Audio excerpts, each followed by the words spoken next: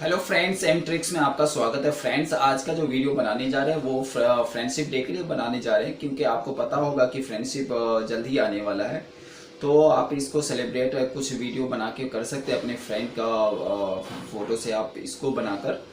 तो चलिए दोस्तों, मैं आपको बता देता हूँ ये कैसे बनता है। दोस्तों, इसमें टेम्पलेट्स जो हमने यूज़ किया वो हमने खुद तैयार किया है। तो अगर आपको वो फ्री ऑफ कॉस्ट चाहिए तो प्लीज़ इस वीडियो में बने रहें और देखिए आपको कैसे ये फ्री ऑफ कॉस्ट मिलेगा। साथ ही मैं दोस्तों आपको बताना चाहूँगा, अगर आप चैनल पे न्यू हैं तो प्लीज़ इस चैनल को सब्सक्राइब कर लीजिए, साथ ही बेल पे क्लिक कर लीजिए ताकि आपको नोटिफिकेशन मिलता रहे।